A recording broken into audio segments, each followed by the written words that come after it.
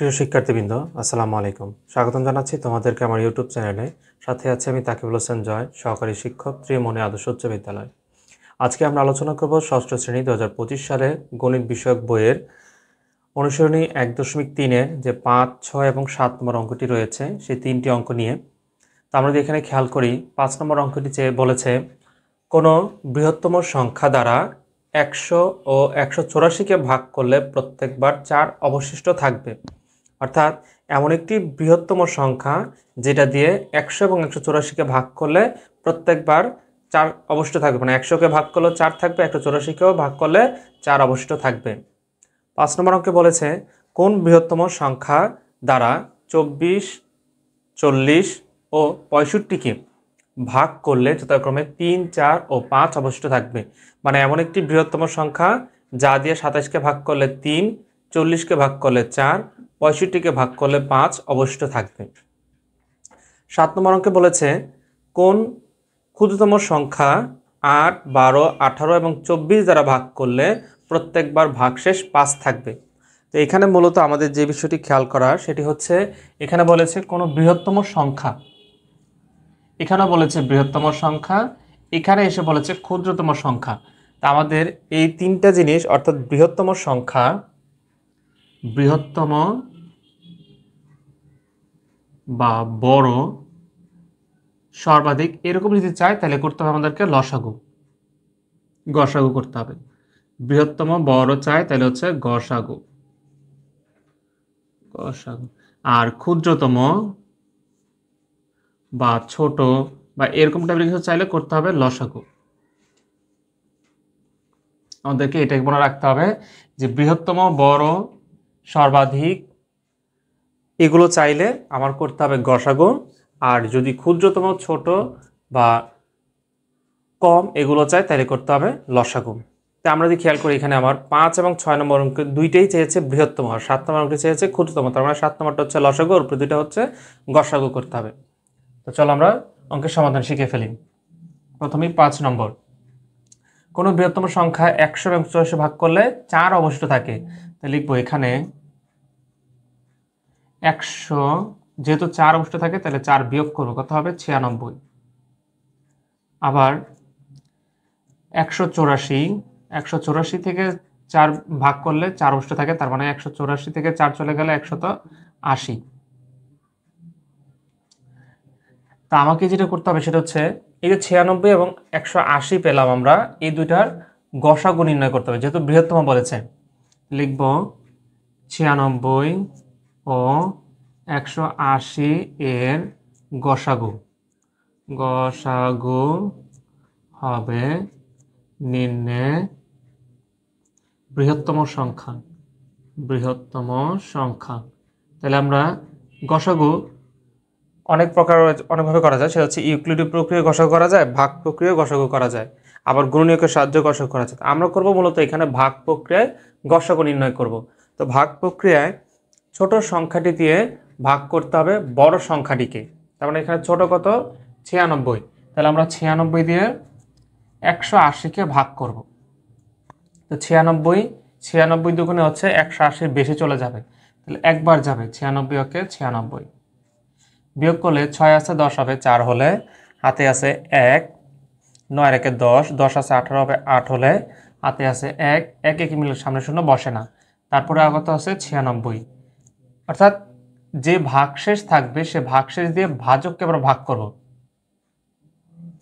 তো এখানে ভাজক হচ্ছে 96, তাহলে 84 দিয়ে 96 মধ্যে একবারই যাবে, 84 ওকে 84 হলো, 4 আছে 6 হবে 2 হলে, হাতে আছে 1, 8 আছে 9 হবে 1 হলে, 84। এবার 12 দিয়ে 84কে ভাগ করব। তো 84কে ভাগ করলে কত হবে 7 12 84, তার মানে 12 দিয়ে আমার কি গেল, ভাগশেষ গেল, কোনো ভাগশেষ রইল না। তো এখানে এই যে 12 দিয়ে 7 12 84, ভাগফল কত সেটা আমার দেখা দরকার নাই, সর্বশেষ পর্যায়ে ভাগশেষ নেই এমন যে সংখ্যাটি রয়েছে যেটি দিয়ে ভাগ করে কোনো ভাগশেষ রইল না, সেই সংখ্যাটি আমার প্রয়োজন। তাহলে আমরা এখানে পেলাম 12 সংখ্যাটি দিয়ে ভাগশেষ কোনো রইল না। তাহলে এখানে নিম্নে গসাগু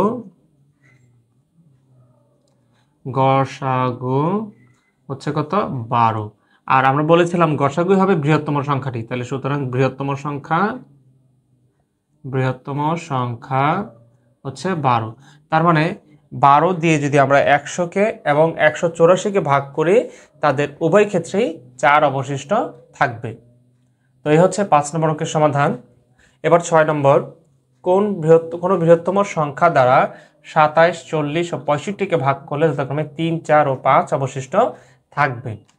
তাহলে সেম আগেরটার মধ্যে আমরা কাজ করব, যে প্রথমে যেহেতু বলছে ওইগুলো অবশিষ্ট থাকবে, তাহলে সেগুলো আমরা কি করব, আগে মাইনাস করে নিব। লিখব এখানে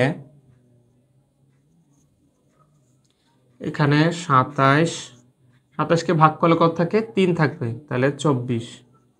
এরপরে হচ্ছে কত, 27-এর পরে হচ্ছে 40, 40কে ভাগ করলে থাকবে হচ্ছে 4, তাহলে হচ্ছে কত 36। এরপরে হচ্ছে 65কে ভাগ করলে থাকবে 5 সমান সমান হচ্ছে 60। এই যে আমরা এখানে 24, 36 এবং 60 পেলাম, এগুলোর যেহেতু বৃহত্তম বলছে, তাহলে এগুলোর আমরা গসাগু বের করব। লিখব 24, 36 ও 60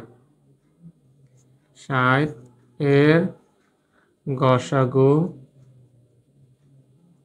হবে নির্ণয় বৃহত্তম সংখ্যা। তাহলে আমরা কি করব, ভাগ প্রক্রিয়ায় ছোটটা দিয়ে বড়টাকে ভাগ করব। তাহলে এখানে সবচেয়ে ছোট কত, সবচেয়ে ছোট হচ্ছে 24 আর সবচেয়ে বড় হচ্ছে 60। তাহলে আমরা আগে 24 দিয়ে 60কে ভাগ করব, 24 দিয়ে ভাগ করব 60কে। 24 × 24, 24 × 48, 3 × 24 = 72, নেওয়া যাবে না, তাহলে 24 × 48 বিয়োগ করবো, 8 আছে 10 হবে, 2 হলে হাতে আছে 1, 4 এর 1 5, 5 আর 6 1 হলে আর হচ্ছে কত 24, 12 2 × 24। তাহলে 12 দিয়ে কি করলো, কোনো ভাগশেষ রইল না। আমরা প্রথমে ছোটটা দিয়ে বড়টাকে ভাগ করেছি, 24 দিয়ে 60কে ভাগ করলাম, 24 2 × 48 রইল 12, 12 দিয়ে আমরা আবার 24কে ভাগ করলাম, 12 2 × 24, কোনো ভাগশেষ রইল না। তার মানে এখানে আমরা পেলাম কত 12। কিন্তু কথা হচ্ছে এখানে আমার দুইটি সংখ্যা গেল, এই 24 আর হচ্ছে 60 গেল, 36 তো গেল না। 36কে এবার আমরা কি করতে হবে, 36কে আবার ভাগ করব। কত দিয়ে ভাগ করব, এই যে এখানে যে সংখ্যাটি সেটি দিয়ে, 12 ভাগ 36, 3 12 36। তাহলে আমরা এখানে কি পেলাম, 12 সংখ্যাটি দিয়ে যদি আমরা ভাগ করি, সেই ক্ষেত্রে কোনো ভাগশেষ থাকবে না। তো 12 হচ্ছে এখানে মূলত মূল সংখ্যা। লিখব সুতরাং নির্ণেয় সংখ্যাটি। তার মানে এখানে যদি একাধিক সংখ্যা মানে 3টি সংখ্যা থাকে বা 2-এর অধিক সংখ্যা থাকে, তাহলে প্রথমে ছোটটা দিয়ে সবচেয়ে বড়টাকে ভাগ করব।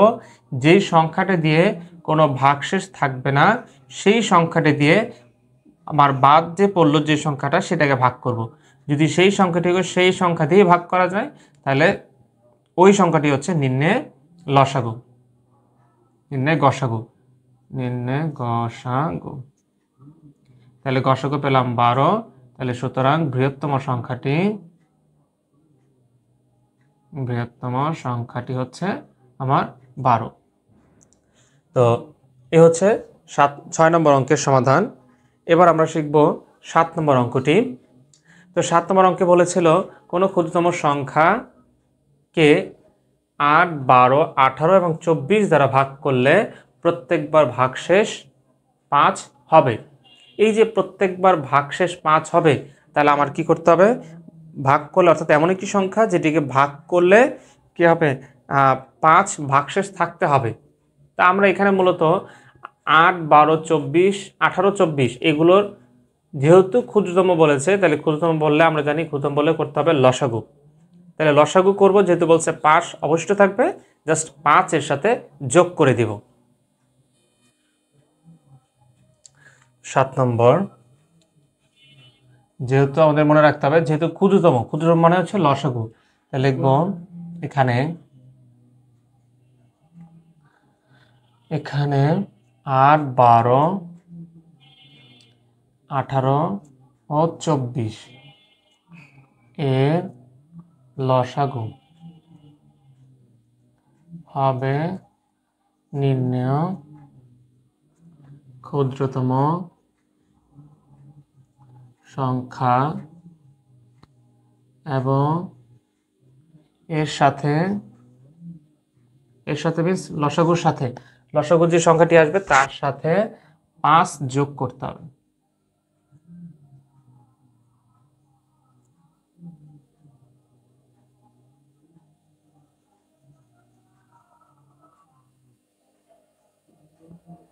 ওকে, তাহলে আমরা 8, 12, 18, 24 এগুলোর কি করব?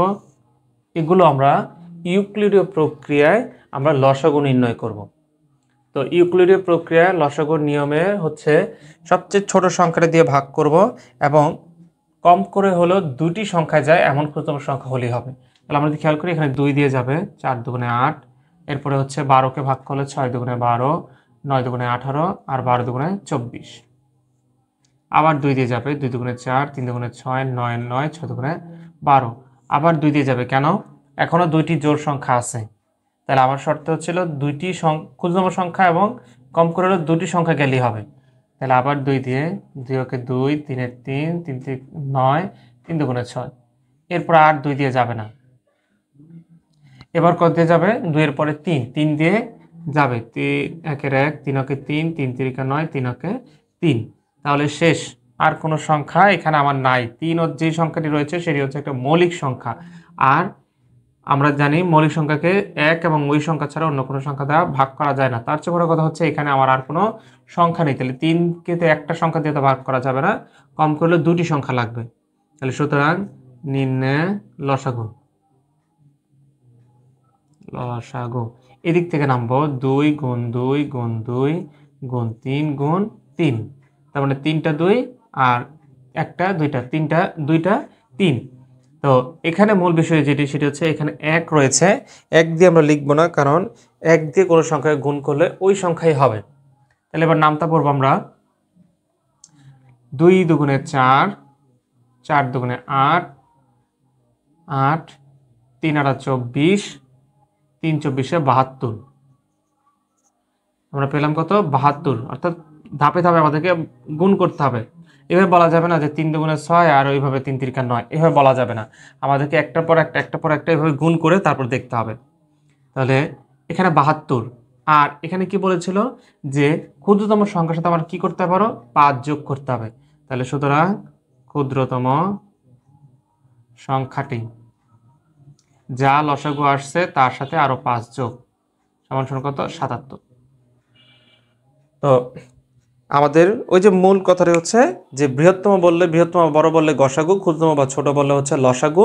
সেক্ষেত্রে আমরা লসাগুর ক্ষেত্রে এখানে যেহেতু ক্ষুদ্রতম বলেছে লসাগু, সেক্ষেত্রে আমরা ইউক্লিডীয় প্রক্রিয়ায় লসাগু নির্ণয় করেছি। আর এখানে বলেছিল 5 অবশিষ্ট থাকবে, তার মানে আমাকে এখানে কি করতে হবে? যে সংখ্যাটি আসবে সেই সংখ্যাটি হবে 8, 12, 18, 24 দ্বারা নিঃশেষে বিভাজ্য। তাহলে সেই বিভাজ্যের সাথে আরও 5 যোগ করতে হবে। তাহলে আমরা লসাগু করেছি ইউক্লিডীয় প্রক্রিয়া, বের হচ্ছে 72। তাহলে ক্ষুদ্রতম সংখ্যাটি হচ্ছে 72 যোগ 5 সমান সমান হচ্ছে 77। তো এই হচ্ছে তোমাদের ষষ্ঠ শ্রেণী অনুশীলনী 1.3-এর 5, 6 এবং 7 নম্বর অঙ্কের সমাধান।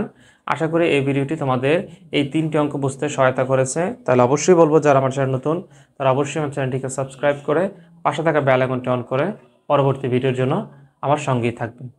ধন্যবাদ।